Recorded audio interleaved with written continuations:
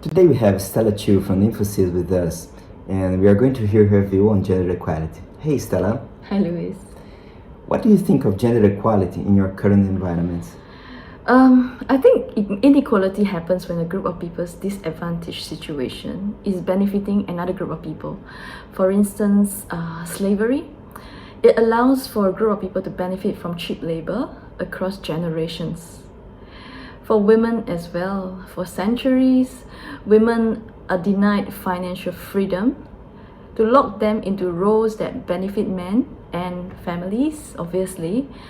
Well, I think when we want to take out inequality, the key is to find out who is benefiting from the observed inequality. In Singapore, actually, at the workplace, we have achieved a very good level of male and female equality, where pay scale, job level, opportunities does not differ between gender very much. This is because the standard of living in Singapore makes single income family difficult, such that the advantages of giving women financial freedom outweighs keeping her at home. In fact, it is even better if this woman is making more money and having a better position than a man in another household. So, what's your view of work-life balance for the women at the workplace? I think a lot of women push themselves harder than their male counterparts to prove that they are not distracted by their family obligations. As a society, we need to be aware of this and encourage women to pace themselves fairly according to their own situation. I have been coaching my female employees as such. If this year you find that you need to take it easy at work and look after your young children, you should do so. Because the company actually values your input for more years than having you burn yourself out. Actually, having a choice to do what you want to do is more empowering than proving that you can dedicate yourself unconditionally to your job. So I think the important thing is to just let yourself know and let your manager know that at work this year is going to be a normal year. It's not a year where you plan to excel for and go for that promotion. So just pace yourself and don't burn yourself out. I think that's important. Actually, men can do the same for themselves. Actually, in Sweden, both men and women enjoy the same length of paternity and maternity leaves. This takes out the stigma against hiring a woman. I think this is something that many countries can follow. In fact, I think it levels out the playing field quite a bit, because when daddy has that number of months alone at home holding the fort, it actually gives them a chance to understand the level of commitment and effort needed in a household with kids. And how's your journey been as a female employee and then as a female leader? I am very lucky to be in Singapore, where the glass ceiling is not so apparent.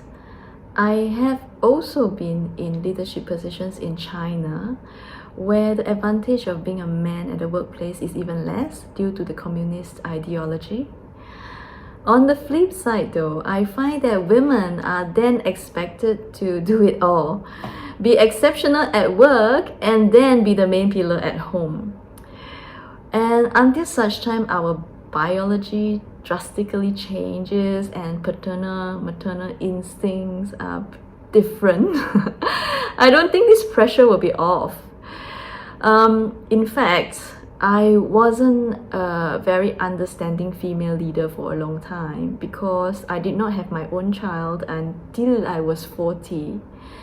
After I had my child, I started to understand how much faster I have to work just so that I can reduce overtime, and how team building activities on weekends take a toll on the family life.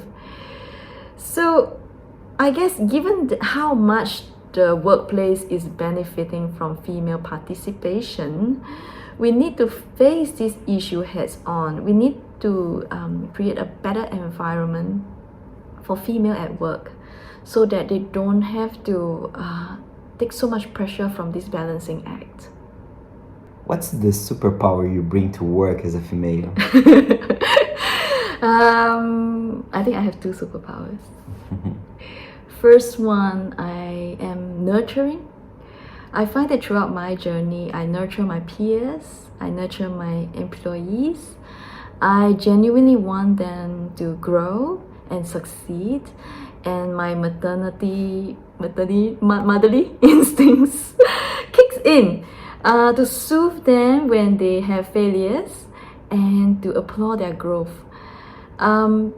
I think also my second superpower is that I have less ego. I am quite upfront with what I can and cannot do. So I see my role as serving the company that I work for, and that is more important than who I am and what I want to be and what I need to prove about myself. So it just makes work and collaboration a lot easier. How has your current company contributed to your success? I'm very lucky to have good bosses. It really helps to have bosses who are clear on the goals and objectives and who measure your contributions and efforts efficiently. This actually is the Infosys company culture as well, to provide an environment for the employees to do well. It actually also helps that my bosses have had hands-on experience earlier in their career. This means they actually understand the situation on the ground and they can judge very well on what is doable and what is not, and they can appreciate creativity and effort that the employees bring to the table. So, any parting words for the audience? I think male or female, it is important for us to understand where our strength lies and to utilize that strength to serve. Identifying weaknesses is important in that you don't go and sabotage a project by doing something that you cannot do.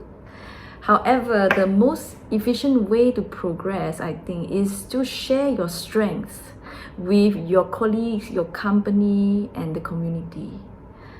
Thank you very much, Stella. Thank you, Luis. Thank you very much for allowing me to share my experience. I hope this has been helpful.